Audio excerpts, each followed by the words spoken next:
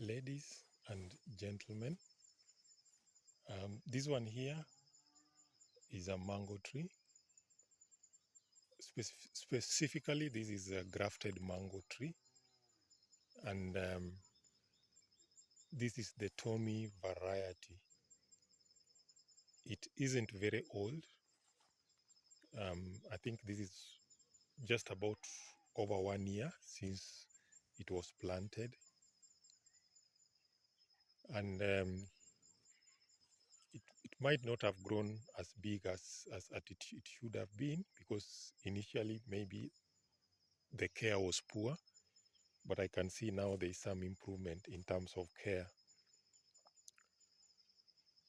And normally, the way this is grafted is that at the base, it is the traditional mango or the indigenous mango tree, and then at the top of it, it is grafted with the Tommy mango.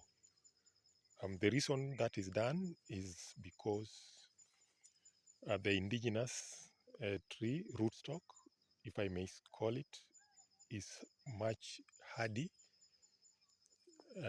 and used to the general climatic condition of the particular area, and also quite resistant to diseases.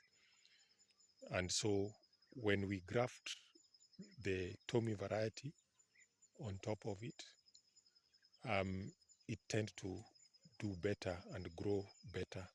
And the reason for doing the graft is because the market value of the Tommy variety that is grafted on top of the indigenous mango is much more value, and the fruits are bigger and I think much sweeter, because normally they don't have fibers.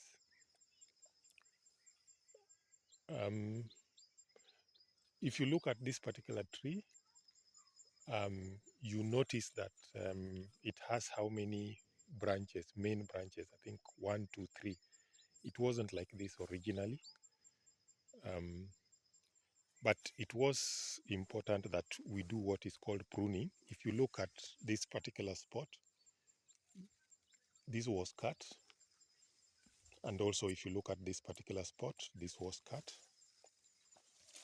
And similarly, this particular spot was cut. And actually also down here, that was the point where originally it was cut.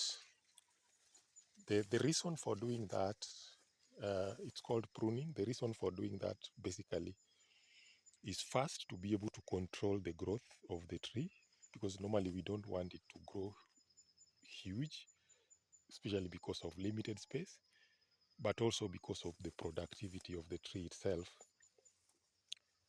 What happens is that the tree is supposed not to be bushy.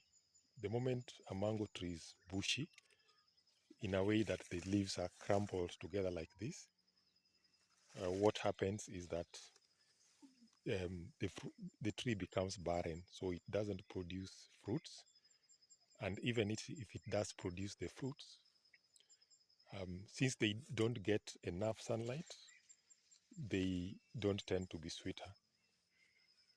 So in such instance, what happens is that you'll find that the fruits will be produced at the edge where the sunlight is well received. But if you cut it and you prune it so that the sun can come from the center, then you'll find that it will produce more fruits, and they will be much sweeter because they receive enough sunlight.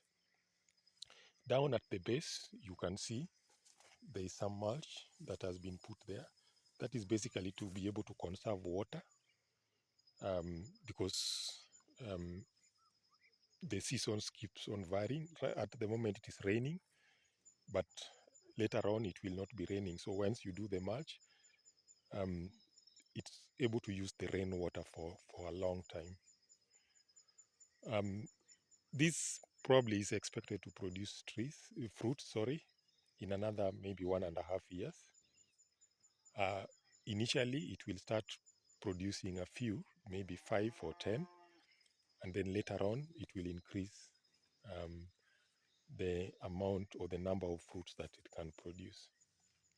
So basically that is just a small brief on the mango tree, and especially the grafted mango tree. And I hope to be able to update you more on other fruit trees, probably that you can be able to plant on your backyard and manage at your spare time. And up to there, I'll say thank you very much and see you in the next one. Bye bye.